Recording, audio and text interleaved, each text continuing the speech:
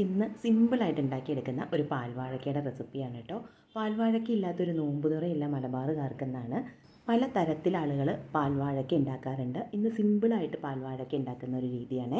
അപ്പോൾ അതിനായിട്ട് ആദ്യം തന്നെ ഒരു 2.5 കപ്പ് വെള്ളം തിളപ്പിച്ചെടുക്കണം. അതിലേക്ക് ഒരു 1/2 കപ്പ് കഴുകി വൃത്തിയാക്കി എടുത്തിരിക്കുന്ന ചവ്വരി ചേർക്കുകയാണ്. ഒരു 10-15 മിനിറ്റ് നേരം ഒന്ന് വെള്ളത്തിൽ കുതിർത്തി വെച്ചാൽ നമുക്കിത് പെട്ടെന്ന് വെന്ത് കിട്ടും കേട്ടോ. ഒരു 10 മിനിറ്റ് നേരം വേണമെങ്കിൽ ഇത് നമുക്ക് അടച്ചു വെച്ചൊന്ന് വേവിച്ചെടുക്കാം. ഇപ്പോൾ ഒരു പകുതിയോളം വേവായിട്ടുണ്ട്. പകുതി വേവായി കഴിയുമ്പോൾ ഒരു 10 മിനിറ്റൊക്കെ കഴിയുമ്പോൾ നമുക്കിതിലേക്ക് നേന്ത്രപ്പഴം ചേർക്കാം. ഒരു വലിയ നേന്ത്രപ്പഴമാണ് കേട്ടോ ഞാൻ എടുത്തിരിക്കുന്നത്. അത് ഇതുപോലെ ഈ ഒരു ഷേപ്പിൽ മുറിച്ചെടുത്തിരിക്കുകയാണ്. അത് ചേർത്ത് നന്നായിട്ടൊന്ന് ഇളക്കി കൊടുക്കാം.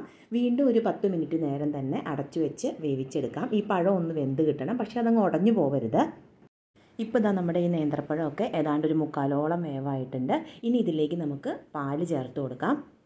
ഇനി ഇതിലേക്ക് ഒരു 2.5 കപ്പ് പാല് ചേർക്കുകയാണ്. പാല് ചേർത്തിട്ട് പിന്നെ നമ്മൾ ഇളക്കി കൊടുക്കണം, ഇല്ലെങ്കിൽ ചിലപ്പോൾ അടിയിൽ പിടിക്കും. കാരണം ഈ സാബുദാന അരി നമുക്കറിയാം, ഈ ചവ്വരി എന്ന് പറയുന്നത് നല്ല കൊഴുപ്പാണ്.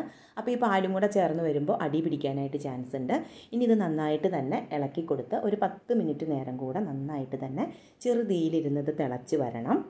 അപ്പോൾ ആ സമയം കൊണ്ട് തന്നെ നമ്മുടെ പഴവും ചവ്വരിയും ഒക്കെ നല്ല വേവായിട്ടുണ്ടാവും. ഇനി ഇതിലേക്ക് മധുരത്തിന് ആവശ്യമുള്ള പഞ്ചസാര ചേർക്കാം. 1/4 കപ്പ് മുതൽ 1/2 കപ്പ് വരെ നമ്മുടെ മധുരത്തിനനുസരിച്ച് ചേർത്ത് കൊടുക്കാം കേട്ടോ.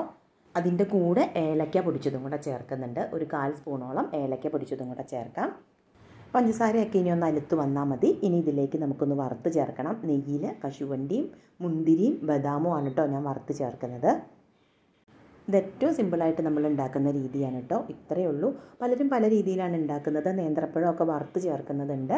അപ്പോൾ ഏറ്റവും സിമ്പിളായിട്ട് ഉണ്ടാക്കാൻ പറ്റുന്നൊരു രീതിയാണ്. അപ്പോൾ ട്രൈ ചെയ്ത് നോക്കുക, ഫീഡ്ബാക്ക് അറിയിക്കുക. പുതിയൊരു വെറൈറ്റി റെസിപ്പിയായിട്ട് നമുക്ക് വീണ്ടും കാണാം. താങ്ക്